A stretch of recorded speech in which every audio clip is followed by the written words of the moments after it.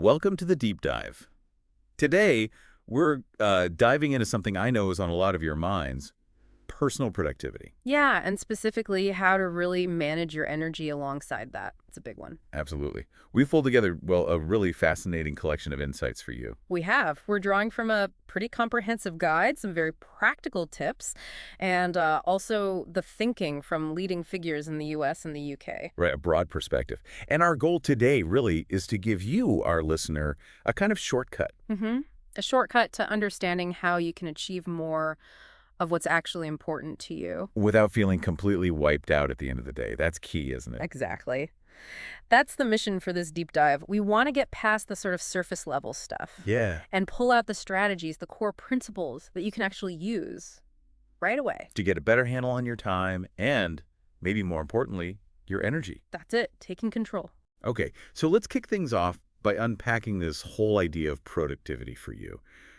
Because, it's not just about being busy, right? No, not at all. It's definitely not about just, hammering away at a giant to-do list. So what is it then? Well, what our sources really make clear for you is that real productivity, it isn't just doing more things. Okay. It's about getting done what genuinely matters to you and doing it effectively. So you actually have something left. You're not just drained. Precisely. Think about the impact you're making, not just the sheer volume of activity. Right. And it sounds like we're always juggling these two main things, time and energy. Yep. Two limited resources. But it feels like we usually get really focused on just one of them, maybe the wrong one. That's a really, really good point for you to think about. I mean, time, obviously, it's finite for everyone. We all know that. Sure. But our sources really stress that your energy is also finite, and it's just as critical. But it gets overlooked. Massively. Traditional advice, it leans so heavily on time management, optimizing schedules, prioritizing tasks. All that stuff. All that stuff, but it often completely misses how vital your energy levels are. So you can have the perfect plan. Exactly. You can map out the most efficient day ever, but if you're running on fumes, well, you're just not going to execute it well, are you? Makes sense. So before we even dive into specific techniques you can use, it sounds like step one is looking inward. Spot on. A core idea, really, across all our sources for you, is you absolutely have to understand your own personal energy patterns. Okay, like morning person versus night owl. Yeah, exactly, that kind of thing. Are you sharpest in the morning? Or does your brain really switch on in the afternoon? And also, what kind of tasks actually give you energy, make you feel engaged? Versus the ones that just drain you completely. Precisely. Becoming really aware of your specific patterns, that's the foundation. It's the first step to managing your productivity in a way that actually suits you. Right. Okay. So once you've got a better handle on your own sort of internal clock and energy flow, then we can look at some methods. Then we can talk methods. And one that comes up again and again in our sources is the Pareto method. Ah, the 80-20 rule. Many of you will have heard of that one. Yeah, it's pretty well known. And what's great about it for you is its simplicity, but also how widely you can apply it. So remind us of the basic idea. Well, it comes from Vilfredo Pareto, the economist. The core idea is that roughly 80% of your results, your outcomes, tend to come from just 20% of your efforts or your causes. Okay. So if you apply that to your personal productivity, it suggests that actually a pretty small chunk of what you do is responsible for the vast majority of your real accomplishments. So find that 20%. Find it and focus on it. Our source used a great analogy. Think of your to-do list like a garden. Okay. Pareto suggests 80% of your harvest comes from just 20% of your plants, your job. Identify those high-yield plants and, well, nurture them ruthlessly. I like that. The high-yield plants. Okay, so how do we put this 80-20 thing into practice day to day? Right. Our guide breaks it down for you into 4 basic steps. First, find an area, or work, life, whatever, where you feel there's a mismatch. Lots of effort, not enough results. You've all got those areas. We have. Then, step 2. Really analyze your activities.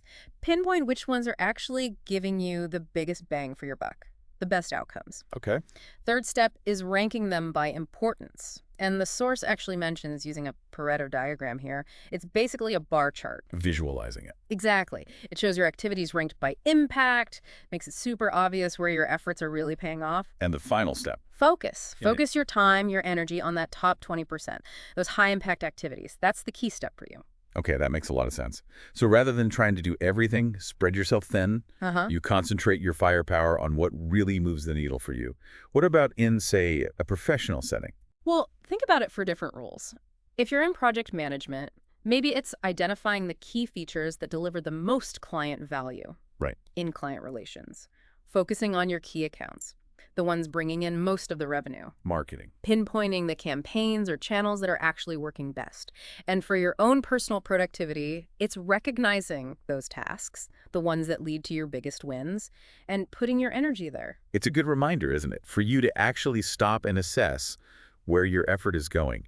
Is it making a difference? Absolutely. Now, the guide does mention that the 80-20 isn't always, like, mathematically perfect. Yeah, that's a really important clarification for you. It's not a hard and fast law. It's a guideline. Exactly. A principle, a way of looking at things. Some small tasks can be strategic. They might prevent bigger problems later or contribute to well-being. Okay. The key for you is using Pareto to prioritize smartly. Make sure you're not getting bogged down in low-value stuff when high-impact tasks are waiting. Got it. All right, moving on. Another method that seems super popular, and many of you might know it, is the Pomodoro technique. Hear about this one constantly. And, for good reason. Francesco Cirillo developed it. It's remarkably simple, but really effective for you to manage focus. So what's the core principle? Work in short, intense bursts, typically 25 minutes. Okay. Then you take a short break, usually 5 minutes. Right. And after you do 4 of those work break cycles, they call them Pomodoros, you take a longer break. 15, 30 minutes maybe? So it's like structured sprints and recovery helps you keep focus over time. That's the idea. So how do you actually start doing this for yourself? It's really straightforward for you. First, pick one task, just one. Okay. Set a timer, 25 minutes. Work on only that task, no interruptions, until the timer goes off. Then the break. Then you take your short 5-minute break. Do 4 of those cycles. 4 Pomodoros. 4 Pomodoros. Then you earn that longer break, 15, 30 minutes.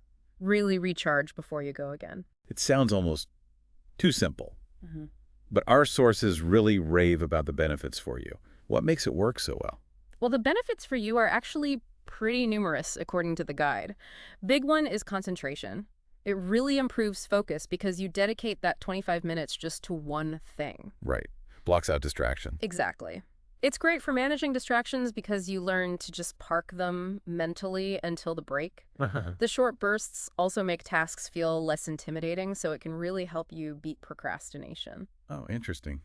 Less daunting to start. Yeah. And over time, you get better at estimating how long things take. So better planning. Plus the breaks. The breaks are crucial. They prevent mental fatigue, physical fatigue.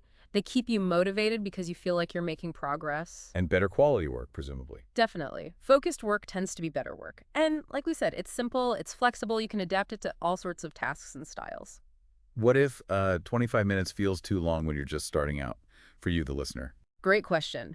The guide suggests if 25 feels like a stretch for you initially, just start smaller. Try 15-minute sessions. Okay. Then gradually increase it. Maybe add 5 minutes each week until you hit that 25. It's about finding your rhythm, building that focus muscle. Makes sense. Okay, now let's shift gears a bit to GTD. Getting things done.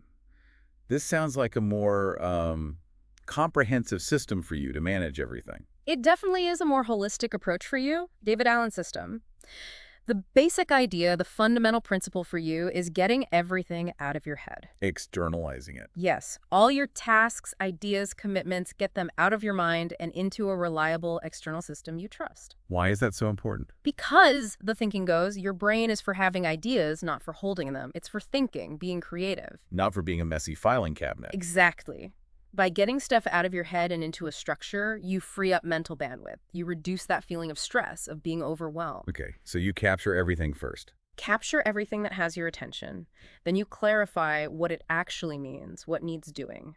Then you organize it into lists and categories. And the core of GTD for you seems to be these next actions. Explain those. Right, so you don't just list projects, you break everything down into the very next physical, visible action you need to take to move it forward. Ah, okay. Super specific. Very specific. Sure. And then you categorize these next actions by the context where you can actually do them. Right. Like you might have an at office list, an at computer list, and an errands list. So when you're in that context, you know exactly what you can tackle. Gotcha.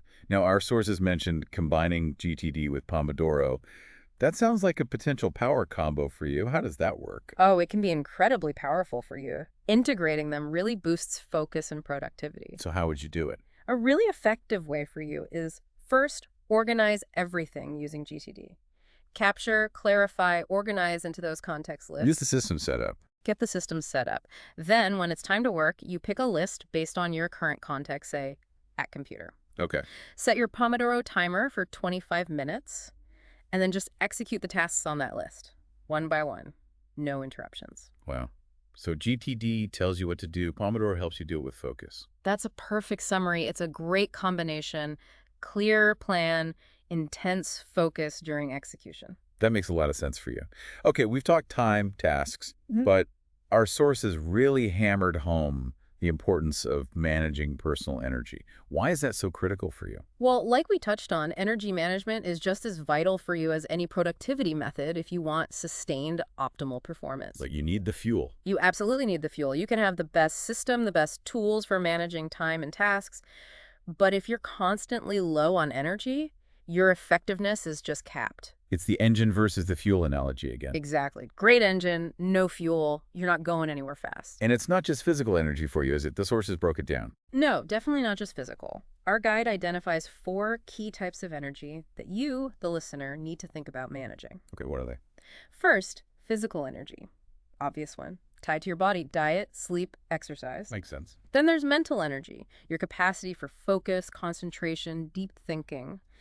Easily drained by, cognitive overload, constant switching.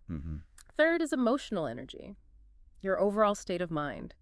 Resilience, how you handle stress, anxiety. Okay. And finally, spiritual energy, which is about your connection to meaning, purpose, alignment with your values. This gets hit hard if you feel like what you're doing doesn't matter. Wow. That's a really helpful framework for you. Physical, mental, emotional, spiritual energy tanks to keep filled. So how do you manage these strategically for yourself? A key principle for you is aligning tasks with your natural energy levels. We talked about knowing your patterns. Right. High energy times for hard stuff. Exactly. Save your peak energy periods for your most demanding creative work. Use the lower energy times for more routine stuff, admin tasks that don't need as much brain power. And working in cycles. Yes. Our sources also really highlight the importance for you of working in cycles. Typically about 90 to 120 minutes of focused effort, Followed by recovery. followed by a deliberate recovery period. This respects your natural biological rhythms, your ultradian rhythms, and it's really effective for preventing burnout. Okay. So we've got Pareto for prioritizing, Pomodoro for focus, GTD for organizing, and this crucial layer of energy management for you. Yeah. How do you start weaving these together for maximum effect? How can you combine them? This is where the real magic can happen for you, yeah, the synergy. Like we said, GTB and Pomodoro plan with GTD, execute with Pomodoro. Right. Clear focus, measured progress. Huge benefits for you there. Another great combo is GTD and batching. Batching, like doing similar tasks together. Exactly. Use GTD to organize similar tasks, maybe all your emails or all your phone calls, then dedicate a specific block of time to just hammer through that batch. Introduces context switching. Massively. Less mental gear shifting, much more efficient use of time, keeps your mind clearer. I also saw something about GTD and buffer time in the sources. Tell me about that for you. Oh yeah, that's a super practical tip for you. When you're planning your day or week in your GTD system, intentionally slot in little buffer periods between tasks or meetings. Like little gaps. Little gaps. 5, 10, 15 minutes. They act as a cushion. They let you handle unexpected stuff, transition smoothly between different activities. Reduces that frantic, rushed feeling. Totally. It just lowers stress by giving you breathing room in your schedule. Smart. What about combining GTD with, say, Pareto? Or other concepts like deep work? How can those play together for you? Absolutely. Once you've got your tasks in GTD, you can then overlay Pareto, look at your list and ask, what's the vital 20% here? And prioritize those. Prioritize focusing your energy on those.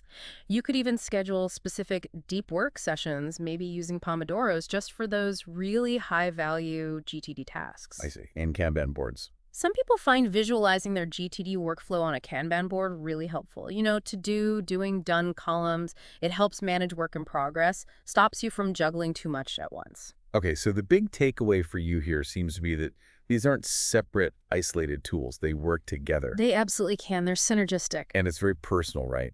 finding the mix that works for you. Precisely. Our sources really stress this. Adaptation is key for you. You need to experiment. Like Pomodoro length. Yeah. Maybe 25 minutes isn't your sweet spot. Maybe it's 45. Maybe it's 20. Experiment.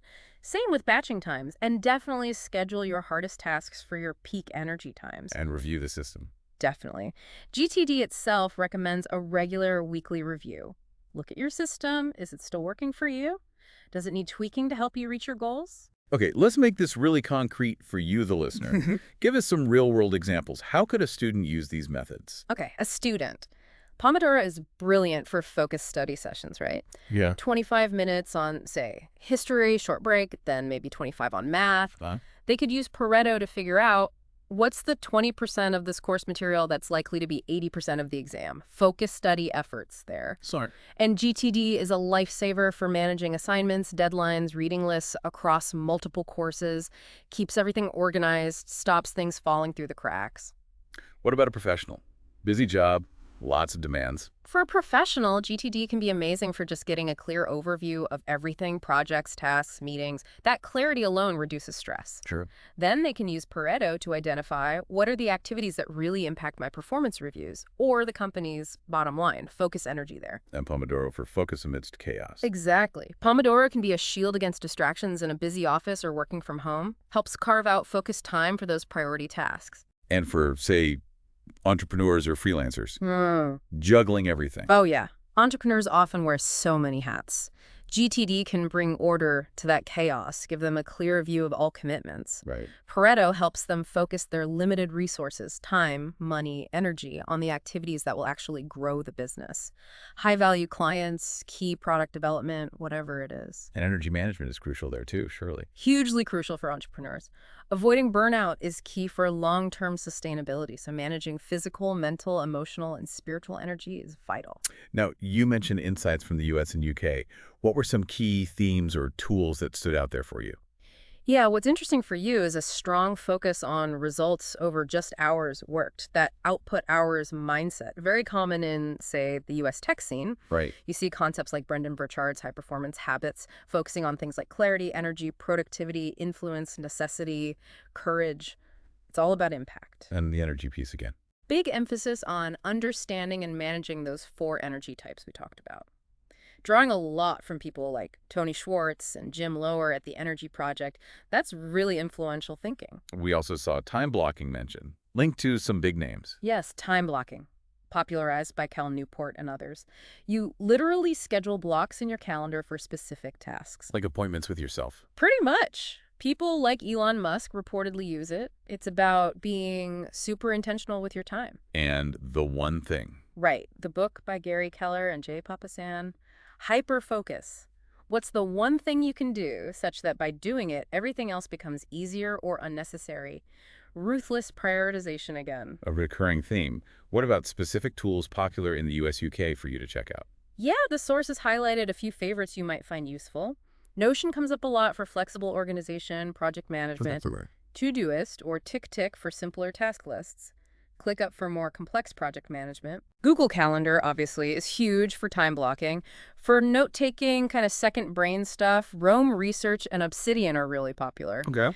If you want to track your time, see where it's actually going, tools like Toggle or Rescue Time are good. And for Pomodoro timers. Lots of apps. Forest, Focus Keeper, PomoFocus. Plenty of options for you to try. Seems like a whole tech ecosystem supporting this stuff. Yeah. And, quickly, the morning routine idea. Inspired by Tim Ferriss and others. Yes. The idea there is starting your day intentionally. Often involves things like maybe some mindfulness, writing, exercise, reading. Setting the tone. Exactly. It's about generating positive momentum right from the start, setting yourself up for a more focused, productive day. Wow, okay. This has been a really rich deep dive for all of us.